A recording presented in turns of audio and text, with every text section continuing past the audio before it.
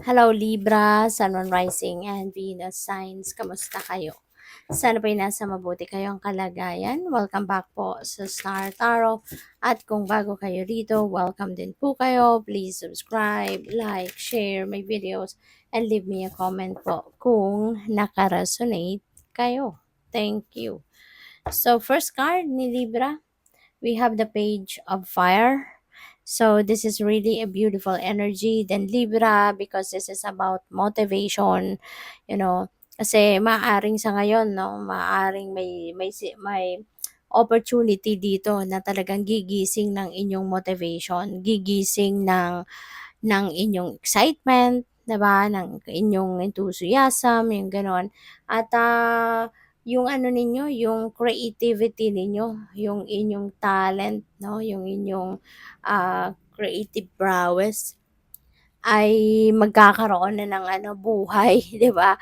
Maaaring ngayon mabibigyan niyo na ng buhay ang mga 'yan at yun nga, magkakaroon kayo ng mas ano, mas exciting na ganap, 'di ba?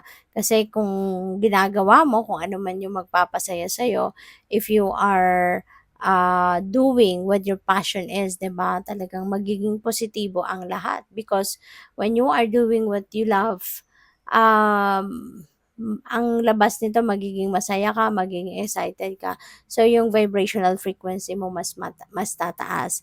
At kung mas mataas ang vibrational frequency mo, you are going to attract positive things, positive situations and circumstances into your life. Kaya, eventually, unti-unti 'no, maa-attract mo na yung mga bagay 'no, na maaaring gusto mong magkaroon kayo or mga bagay na gusto mong mangyari sa buhay mo, yung gano'n. So, ngayon, eto yun 'no, merong oportunidad dito, merong pagkakataon na dadating, merong kakatok sa buhay mo na gagawin 'no, gagawin mo kung ano yung,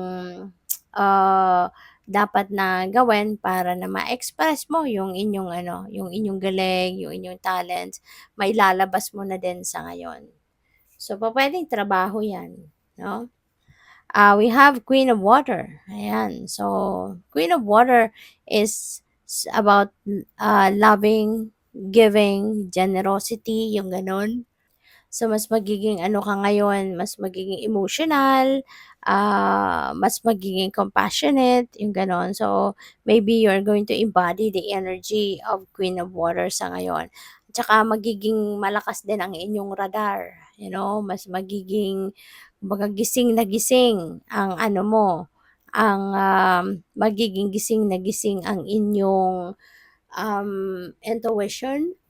And your psychic abilities will be heightened and will be on point at this time. Kaya mabilis din yung mapipick up kung ano man yung mga guidance, no? Or mensahe ng divine na gustong iparating sa inyo.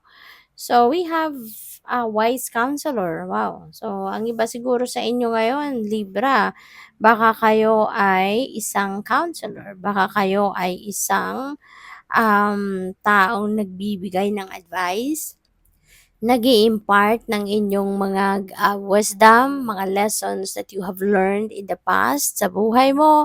Maaring ngayon, no, yun ang inyong ginagawa. No, maaring ngayon, yun ang inyong trabaho, yung gano'n. So, this is really a beautiful thing kasi maaari din na yan ang inyong mission sa buhay. It is possible, no, na ginagawa mo na yung inyong purpose in life, no, which is, yun nga, na kayo ay mag-counsel, kayo ay mag-advise, kayo ay magbigay ng, mag-share ng wisdom, no, with other people. So, good luck. So, tignan natin kung ano pa ang ganap with Libra. And by the way, maraming salamat for subscribing. And if you haven't subscribed yet, subscribe na kayo.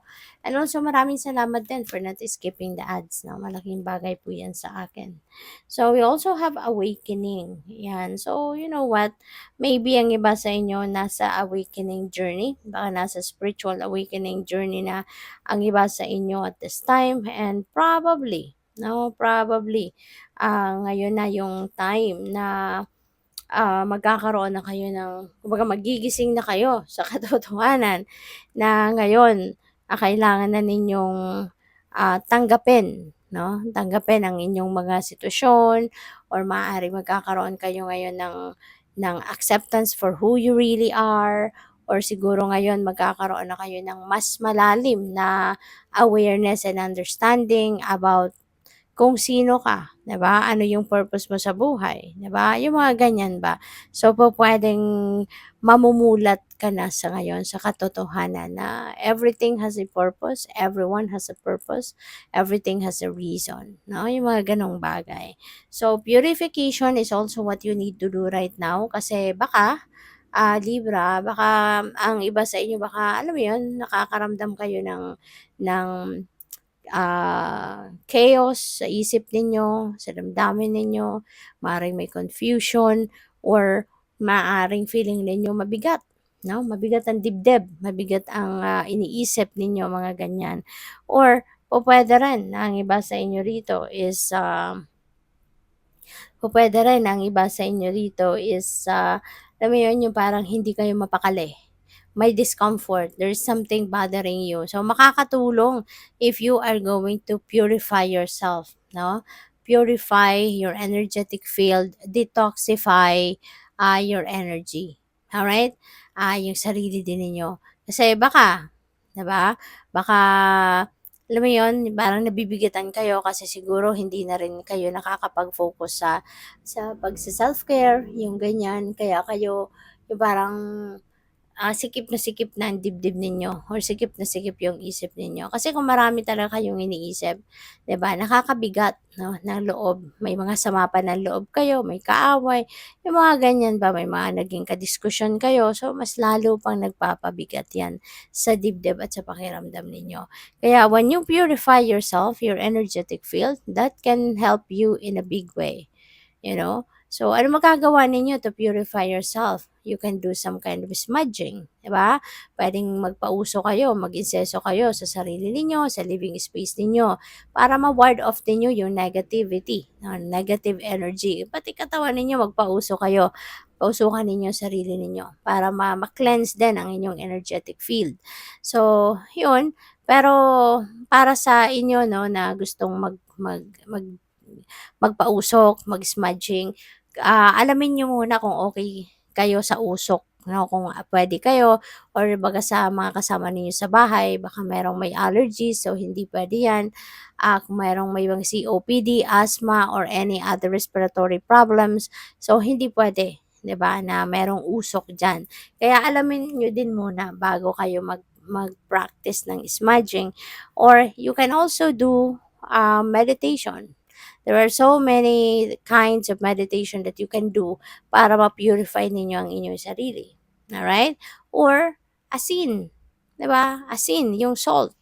Yung rock salt na lalong-lalo na, no? Kung meron kayong sea salt, pwede yan, 'di ba? Ilagay nyo lang yan sa tubig, no? Na pangligo ninyo. And you can also use that to purify your energy field. Nakakagaan din yan ng pakiramdam. So, we also have healing. You know?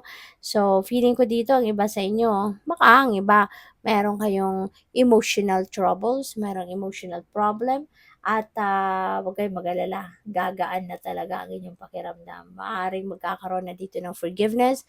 It's either ikaw ang magfo-forgive or maybe ikaw yung hihingi ng forgiveness sa kung kanino man. So, regardless kung alin man kayo dyan, at makakatulong yan na maging magaan ang inyong pakiramdam and you will be able to heal. You know, so good luck. Thank you for watching. Love and light. Namaste.